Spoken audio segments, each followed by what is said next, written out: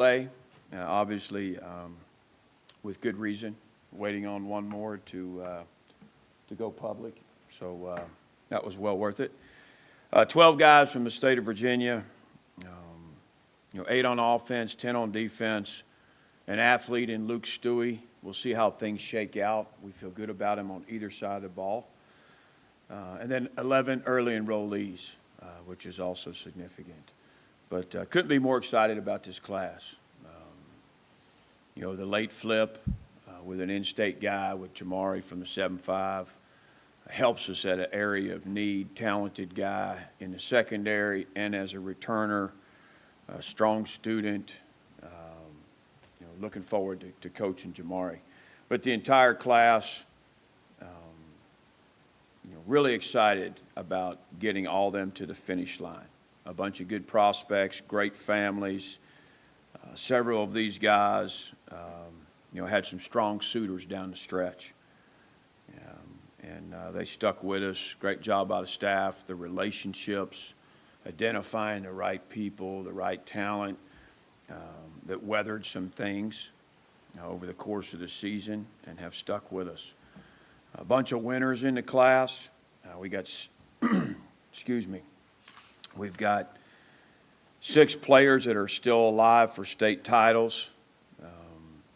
And Jamari, Jaden, A.J. Brand, Zeke, Knowledge, Keldon Ryan. So, awesome there. We've got 18 of the 19 are from the footprint. I think you're always going to go outside the footprint if you need to for a quarterback. And certainly excited to get Keldon in the fold and didn't mind traveling to the Dallas area for him. We got 7 players out of the top 25 in the state of Virginia, which I think is the most in a decade or so. So we're proud of that. Again, invested in the state. And then lastly, not that stars mean everything, but 6 4- or 5-star signees. I believe that's the most, at least ties the most in quite some time. So, proud of the class, proud of the efforts of the staff, thankful, and proud of the families and the young men that joined us. So I'll take some questions. With the Deloach flip, when did you know? When were you confident about that? How did that whole thing play out? Yeah, we worked hard on it last night. Had a good conversation. We've continued to recruit Jamari the entire time, and he's allowed us to do that. Conversations weekly, text messages throughout. Important phone call last night with him, his dad, his stepmother. That was significant, and received a phone call at 6:45 this morning that he was going to make the flip. One that we were hopeful for and continued to work on ever since the commitment to Cincinnati. You had a couple of guys that are two-sport guys, in Peterkin, Matthews. What is that process like, coordinating recruiting efforts, conversations with those guys? How much of a challenge, or was it a benefit in this whole process? I think it was a benefit. I believe both those young men would have come here either way. I think more so with Micah, the baseball piece is important. He's going to onboard with baseball in early January, and that's where his emphasis will be for the spring. Coach Sheff and I have a long-standing relationship back to Louisiana Lafayette, and we've had multiple conversations. We've put together a calendar that makes sense for Micah. He's a really determined young man. He's been able to excel at both throughout his scholastic years, so we want to give him every opportunity to do that. Snook has spent time with Coach Young and those guys, visited with him at one of his visits here on campus. He spent time over there. I think that's a little bit more football first, basketball second, and we'll see where that goes. Highland Springs, DeMatha, and now Green Run. What are the advantages for you guys of having so many pipeline schools like that? I think it's good when it's the right schools, when they're winning programs that are doing it the right way, which all 3 of those schools to me are. We have great relationships with those coaches. Each one of them has a different tie to us, to Virginia Tech, to our staff. But, those relationships, when you have a young man on your team that can tell that prospect that he played with, that he knows, and that prospect trusts him, when they can give him the true on inside the locker room and inside the program, that's impactful. When those guys can get on the phone and spend time with them when they visit us and say, listen, this is what you're going to get here from coach, from the staff, from the teammates. This is what it looks like. So I'm proud that we can continue to do that at those high schools. Brent, for the second time in 3 years, you signed 2 quarterbacks in a class. What did you like about Keldon and AJ, and what does that do in terms of your depth in the quarterback room? Yeah, I tell you, we're really, we're pushing that room in the right direction. And Coach Bowen, Coach Chris did a great job with both of these guys. I wasn't sure we could bring them both home to the finish line. It's an awesome job by the staff and a great commitment by those families. Both these guys had their recruitment really notch up down the stretch. I think AJ, and from where he's from, that was challenging, and there was a lot of conversations in the last 48 hours. But to be honest, they really didn't waver. There was some affirmation and some good, genuine dialogue, and they stayed the course. And very thankful for it, and I think they are too. When you look at the overall landscape of college football, it seems like building an offensive line from homegrown kids seems like the better way to go than spending a ton of money in the portal. What do you like about bringing Carter and Nathaniel and continuing to build that room with the 3 guys you signed last year and the ones that you signed the year before?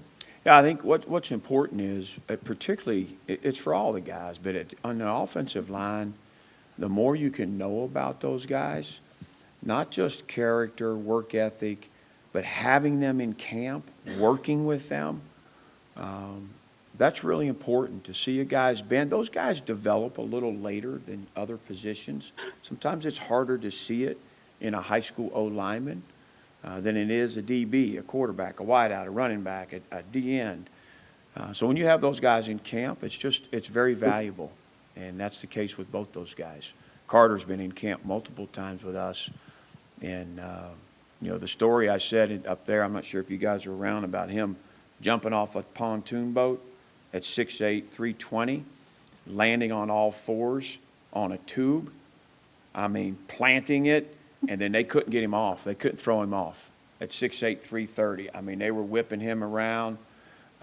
Really athletic guy for his size, good balance. He's just an impressive athlete for the size that he is. You had 4 from the Hampton Roads area this year on this, and then APR came from that area too. How does the relationship in that part of the state improved since you got here? It has. I think, sometimes it's about the quality, obviously, of the guys and the number of guys, but it's also about the relationships that we've built that have allowed us to be in multiple conversations with good players from that area. Not all those battles we win, but when we got here, those conversations weren't happening. Those guys weren't visiting Virginia Tech. And right now, I don't know that there's a top player in the state that wasn't on our campus at least once, and honestly, probably multiple times.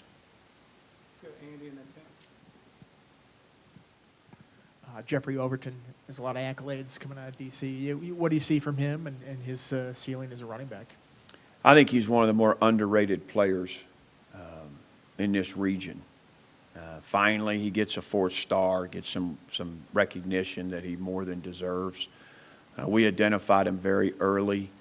He's got incredible intangibles, but also, to me, he was one of the more complete backs in this class. Early on, there was a lot of suitors. We stayed the course, stayed with him. His family stayed with us. I think he's a guy that could help us as a freshman. Any plans on hiring his dad as a hype man after that? I'm gonna tell you what, when you get him on staff somewhere, you know, a great family. And, you know, there's been some tough conversations with a lot of these guys. And, you know, we certainly had some with Jeff and his dad and his mom. And, you know, there were some folks down the stretch that went really hard. And, you know, they'd voice their concern, and we'd have a conversation, and we'd get through it, and, you know, the commitment would remain firm. It seems like with some of these guys, you offer them, they're like, I've always dreamed of being Virginia Tech commit, and then others might be sort of a tough nut to crack. Were there some that were difficult initially to get over that hump and finally get a breakthrough with them? Yeah, we see both. We see guys that understand the tradition and the legacy that's here, whether it's a parent, a brother, an uncle, somebody that knows of the success and grew up, you know, loving Virginia Tech football and following it. Guys from their area that have gone on to Tech and had success and been good players. But then there's you know, there's guys that don't know that it's about, you know, introducing them to the tradition, introducing them to what Coach Beamer accomplished here, to all the years of great defense, to all the great running backs, to all the great quarterback play, you know, educating them. Because that's real and it's tangible. And in the end, I think you hear it out of every family that talked. It's the relationships, and it's the trust. It's the approach. It's, you know, it's not a circus act to get their son to understand what we're offering them, what can be here for them. There's not a song and dance involved. You know, we're trying to put our best foot forward for them to know what we're about and what this experience would look like for them. Any specific guy who you're really proud of getting to that were tougher to get over that hump?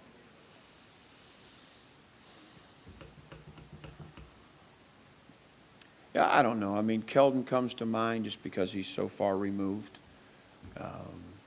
You know, did he really understand? I mean, he was excited when he learned about all the great quarterback play here.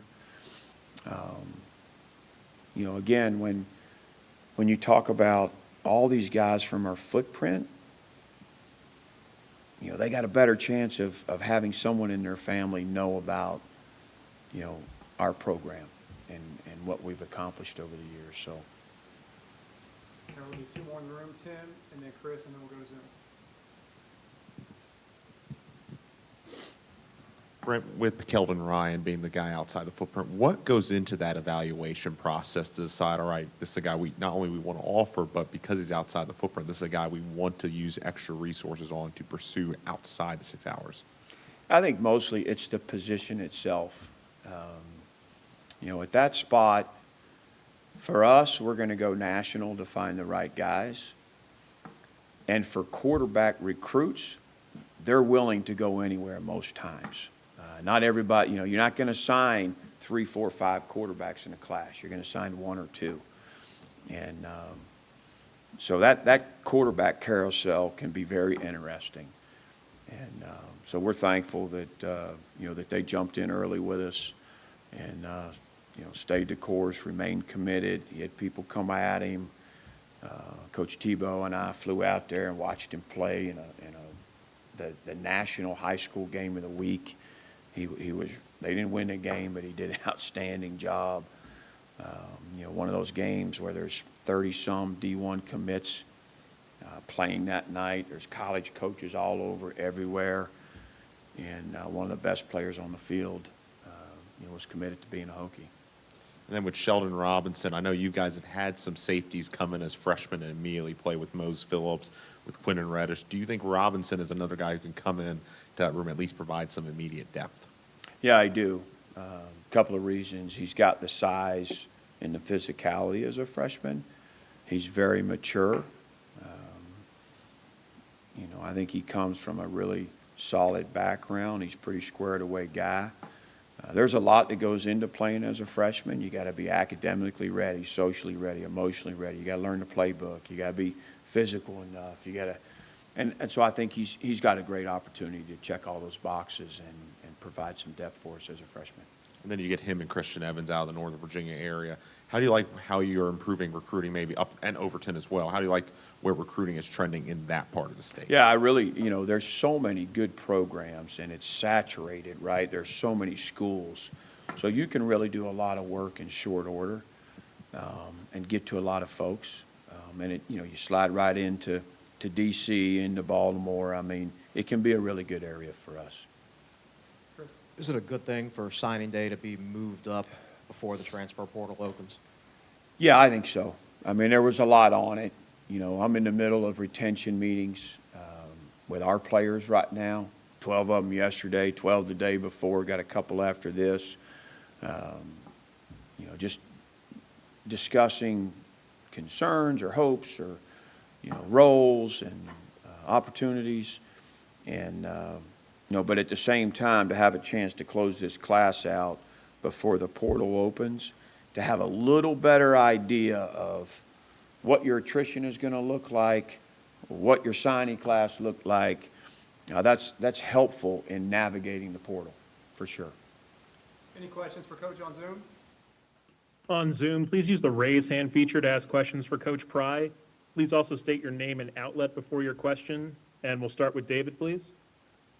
Brent, David Teal with the Daily Press. You mentioned that you were proud of your staff for keeping this group together. Seems like a majority of them have been recruited for 5+ months. How labor intensive has that process been, keeping them in the fold in this era of athlete compensation? Yeah, it's challenging because there's a lot that can come at these kids, at these families. Whether it's an agent, whether it's, another program, whether it's, somebody that's a former teammate that's at an institution already. There's a lot of people that get in these prospects' ears. And now with revenue sharing on the horizon, and there's a lot that can come at these folks. And so it's more tedious. There's more attention necessary. And, you say 5 months. I say for over half this class, it's probably been, a year to 2 years. And for some of them, 3 years that we've recruited these families. And, again, when you're recruiting from the footprint, we're a lot more accessible to them. They can get here for a lot of the events we have. They can get here when it's not even a recruiting event. They can be here. They can come through. They can, attend a bunch of games. They can, get to know us even better, which has been really important in this process, especially for this class. You mentioned revenue share. Do you have a firm grasp of how much of that $20.5 million that schools are allowed to share will be coming toward your program and how you will distribute it? Yeah, well, it's obviously an ongoing process. It's a big task, but I feel really good about the commitment from our university in that arena. Any final questions for Coach Pry on Zoom? Okay, Travis? All right, last one, Andy. Just to kind of turn gears on the off-season portion of this season that you came up short of expectations. Do you have a process for evaluating your coaching staff, anything like that? Do you anticipate any changes on that front? Yeah, everything is evaluated, each and every off-season. It starts with me. I've got 3 pages of notes already, on things that I know I can do better. It's individual meetings with department heads. They need to evaluate their staff. And then it's me evaluating department heads and coaching staff and, all of it. We need to do better. And it's not just on the players, it's on the coaches and support and how we do things. Sometimes it's personnel, sometimes it's methods. So everything's evaluated. And so it's a good couple of weeks. We've already started that process. Had a lot of conversations, a lot of feedback.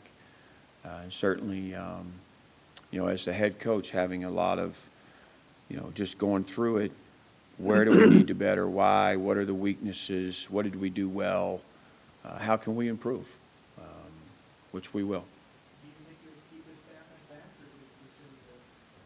Yeah, I'm hopeful.